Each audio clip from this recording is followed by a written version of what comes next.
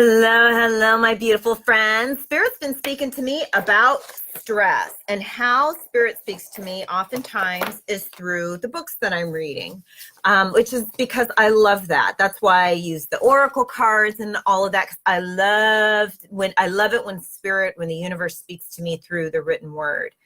And so yesterday I was with my mentorship group, and something that actually I had written, gosh, maybe 8 years ago about thinking and stress came up on the screen, but I didn't feel like that was appropriate for what we were doing at that moment. And then I picked up this book because, I love my Byron Katie, love her. Mwah, she's my bestie. And what do I turn to? It's about thinking and how thinking creates stress. So she says the only time you suffer is when you believe a thought that argues with reality. So take a deep breath into that and sigh it out.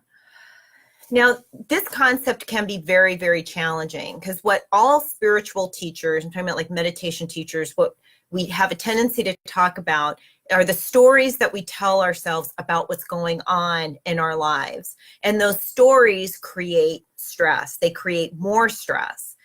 So the thing is, though, is that oftentimes it's very difficult to parse out the thoughts, right? So my personal practice is when something comes up, if I'm feeling angry or upset, because I'm a human person, that's just what happens. It happens sometimes. I take a moment and I reflect on, is this just stuff from my past, just story, or is this something that actually needs to be addressed? And just that moment of asking myself the question greatly reduces my stress and prevents me from saying and doing things that I'll regret later. I think you know what I'm talking about. The angry email, God help us with the texting, so if we just take a moment and take a step back, that will help greatly. But that's not just what came up for me today, because that actually takes a practice of what's called clear seeing. You really need to be able to see yourself clearly, know what your center is, know what your primary, your preferred state to be in is. And that's a deeper practice. That's more than what you and I can really do in this moment. But what you can do, you're going to love this, is begin to heal the nervous system. So the way that I teach meditation, I want to work with people who are living in real life. You have 2 jobs, you got 3 kids, you're divorced, you think you might be divorced, you're dating, you're married, you're in a regular human life. And how do you incorporate a meditation practice into that? Because so often meditation is depicted as everybody sitting on the beach in the mountain with their hands like this and being in this Zen moment. And who the heck has time for that? Most of us don't. I don't have time every day to go out to the beach and go and meditate. Oftentimes my meditation practice is I have a chair, I get up, I read, and I meditate, sometimes just for 3 minutes a day. So I want to make it real for you. I want your practice to meet you where you are in your life. Because if you have to make this whole 180-degree lifestyle change, you will not do your practice and you will remain staying stressed. So isn't this good stuff? I know. So what happens is we have a habit of stress. We have a habit of stress. And what Spirit is speaking to me right now about is our nervous system gets overwhelmed with everything that's going on in our environment. The news, the phones, the teenagers, maybe you have babies, the baby's crying all night. You have lots of things going on at work or whatnot.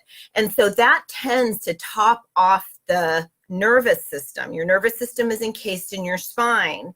And so you might not be sleeping well. You might be short of breath. You might not be able to take a nice, long, deep inhale because when you're stressed, you breathe shallowly or you hold your breath a lot. So what we want to do first is actually address the nervous system. Then we can address the thinking. We want to bring you into a state where you're feeling a little bit more centered and grounded. Then you can begin to really watch your thoughts, because this is my experience. If you're up to here and then you start listening to your thoughts, your head's going to explode. I just got to tell you, there's some stuff rattling around in your head. You're going to be like, oh, Lord. Lord, help me right now. Prayer is actually a great way to help to reduce the stress on the nervous system. But the thing that you can do right now, and you got to do it 3 times a day, is the ha breath. And you and I have done this before together. So you inhale and you exhale. Now, exhaling through the mouth actually reduces heat. It actually helps heat to leave the body. And so just by connecting with the breath in the morning, in the afternoon, and in the evening, you're actually helping to reduce the stress and you're creating a new pattern. Isn't this wonderful? It's so easy. You would just fall right over it. Everybody just makes it so complex and complicated, and it's not.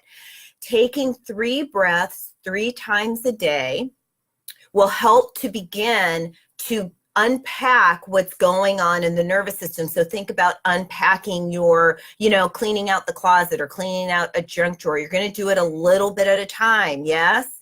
Then we can talk about your thoughts. So inhale all the way down to the bottoms of your feet and exhale.